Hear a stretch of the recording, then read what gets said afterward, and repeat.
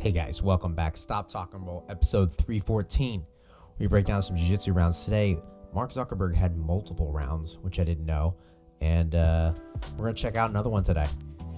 If you're new to the channel, if you haven't been here before, or you've been here recently due to my AI video or my undeniable blue belt video, I do these breakdowns, Stop Talk and Roll. This is episode 314, so we've done plenty of these. So if you want to be on the show, check out the description below.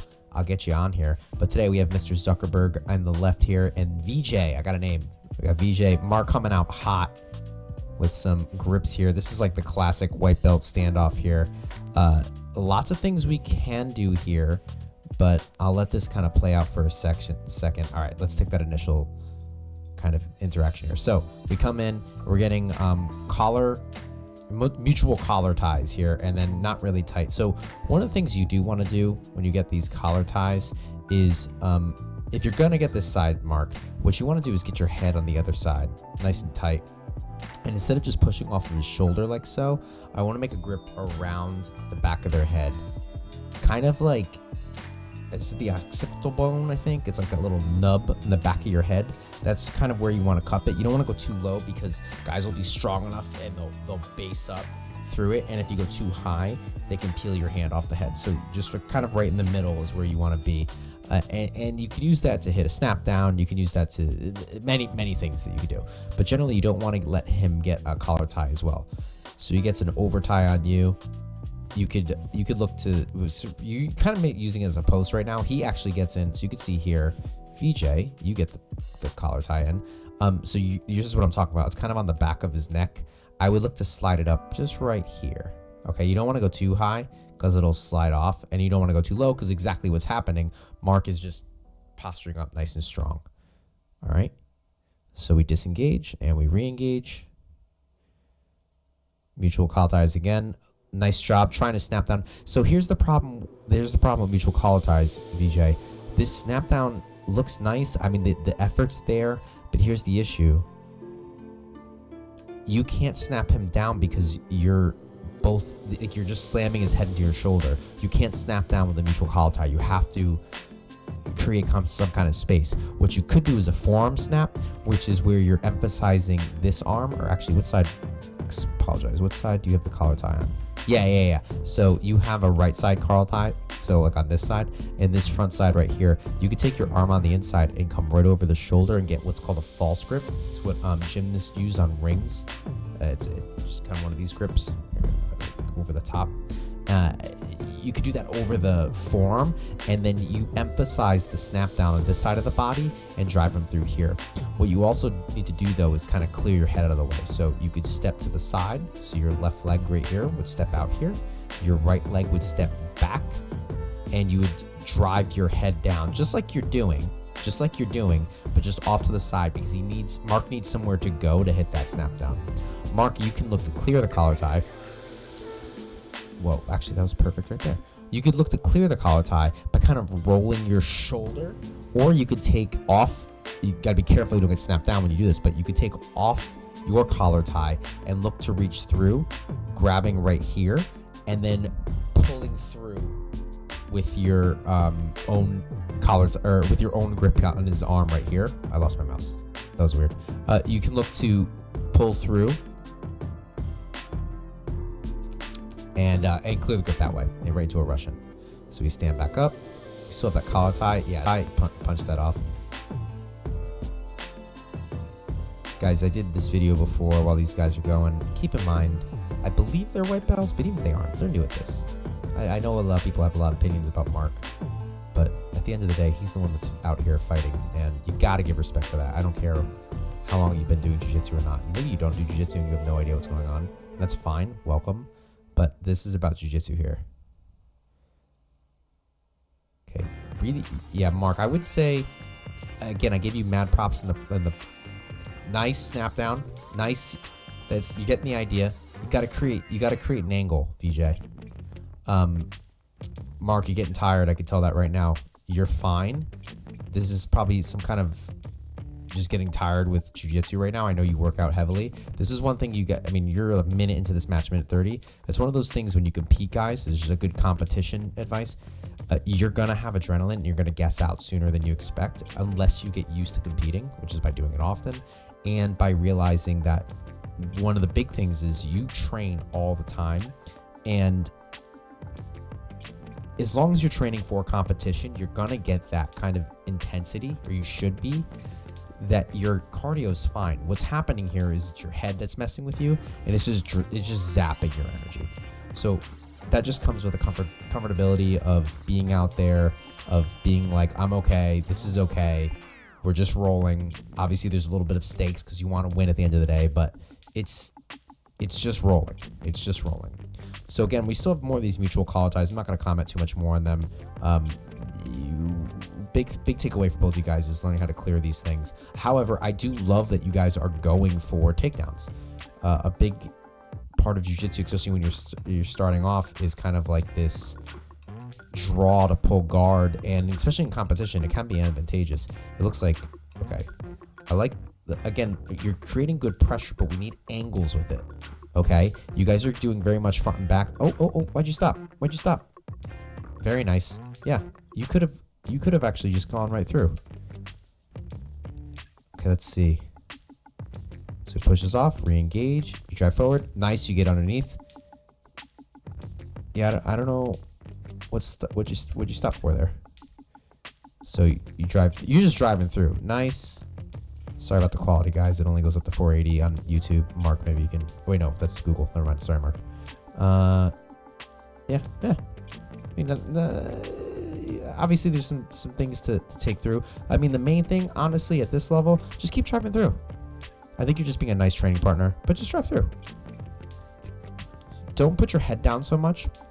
Drive in chest up high, right? So you drive in chest low. Right here, I would look to kind of like keep your chest and your head where it is and drive your hips through, not through his legs so much, but just so you can get a position where you're kind of where you're buckled down, you're going to come through. So you drive your hips forward to good, nice upright posture, and that'll help drive Mark up and backwards. So you take him down. Mark immediately goes in for the guillotine. That looks a little loose. I don't know if I'd... Oh, nice job. Mark, one option you can do from here is... Oh, let me back it up just a hair.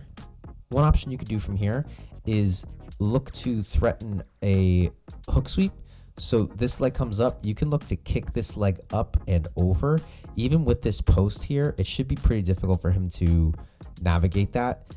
And at the very least, you can let go of this head and trap the tricep on the far side with an outside grip like so, and just continue to take them in this direction, and you should be able to hit that. You can look to gather a leg even when you come up. So keeping this here, if you just scoop that leg back, if you scoop that loop back as you stand up, you could pass it like right here. You scoop it and pass it off to this arm. You could stand up into a re-engage again with the collar ties. This is a good way to conserve energy too. I mean, there is a purpose to this. Nice, you go in. Oh, very nice. Again, Vijay, I would work on your posture and then mark the sprawl. So right here, you should be sprawling back these hips to the floor.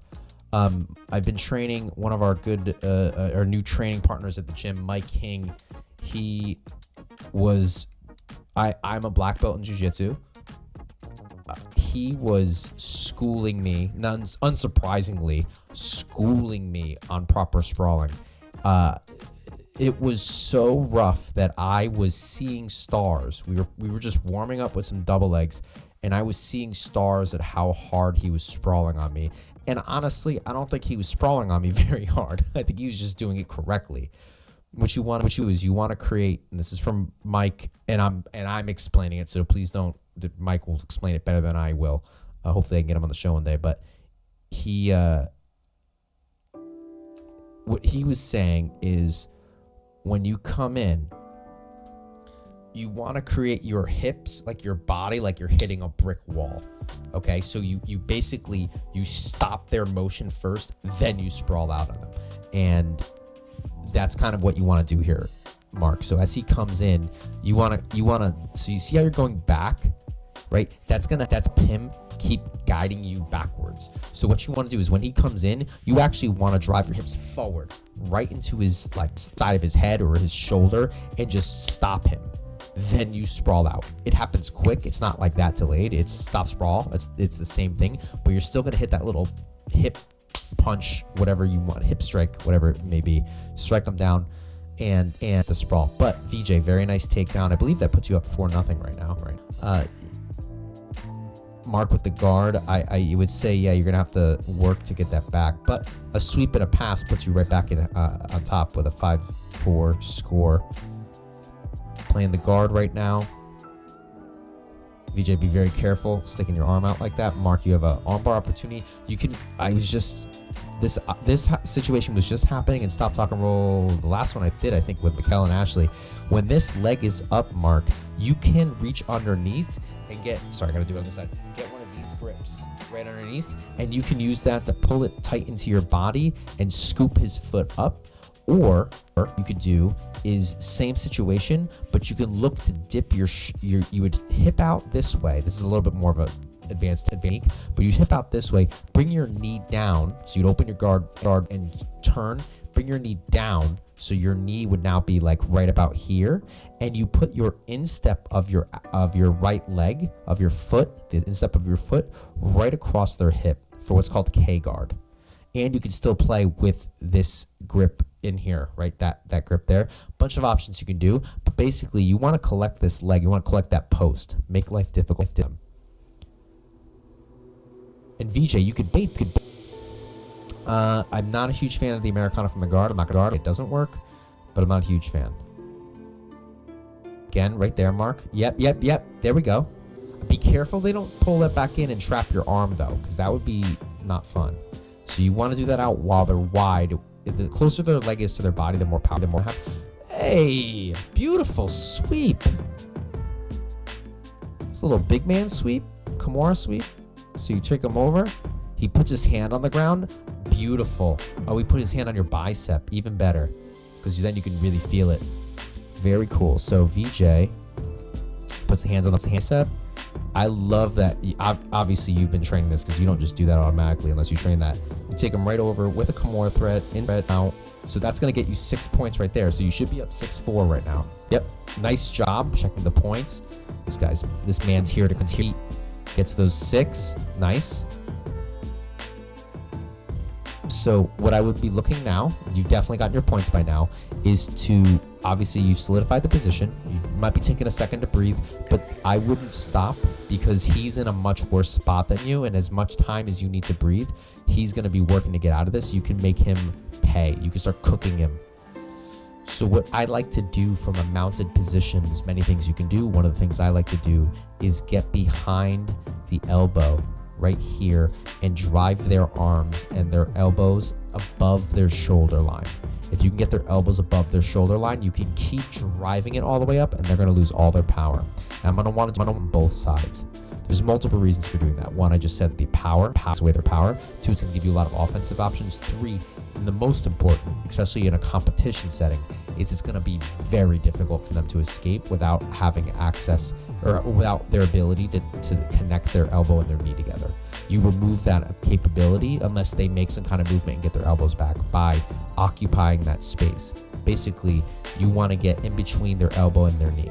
You already are there with your leg, but if you could do that with both your leg and your arm, very difficult to deal with. Vijay, what you want to be doing, actually, let's see what you do. Maybe you know how to get a, I don't that. I would look to clear this, and that shouldn't be too hard to do if you extend your leg out this way, bring it up, around, and then back in and straighten it right here. So you can look to sit on your side this direction and look to do an elbow or a hip escape by connecting your elbow and your knee. You use this leg to assist if you need to. You can come over the top with this heel and pick his foot to pull it back this way and clear this foot again around, up, and then leg down. That's going to be really hard to escape when your foot's foot like that. Because for you to hit a hip escape, you need to be able to knee, basically get your knee out. That's kind of what you're doing in a hip. Is looking to get your knee free so you can connect your elbow and your knee. Your elbows are free, which is great. Looks like Mark's going for a no-gi. Oh no, looks like a no-gi Ezekiel. I heard Mark just kind of like walked up to this tournament and had a face mask on and a hat so nobody knew who he was, and he just walked on the mat as Mark Zuckerberg. It's pretty badass. A lot of comments last time were like, imagine having to roll with Mark and all this. That's probably why he only rolls with certain people, because some people had some weird things to say. I'm not gonna lie. You guys make some weird comments out there. Positive here, guys. We're jiu-jitsu mats. Jiu-jitsu. We're not jiu-jitsu mats. We're on the jiu-jitsu mats. So more of the same. Mark's just holding it down. And time. I believe that's a 6-4 win. The match is the video ends right now. That was the third match right now. I'll link the video in the description below if you want to check out the full match uninterrupted. But yeah, Mark, I hope you get to see these. I mean, like, I know you're super busy, but I imagine, you know, what's more important, your multi-billion-dollar corporation or your jiu-jitsu? I know you have some great instructors out there. I hope that you can supplement it with some stop, talk, and roll. All right, guys, like, comment, subscribe. I know you'll comment. Please be nice. He is new. I know you may not like him in like your areas, but him and Vijay are just out there working out, getting their sweat on, learning this fun martial art that we all love. He's sharing it. Let's keep it at that, all right? All right. Have a lovely day. Bye.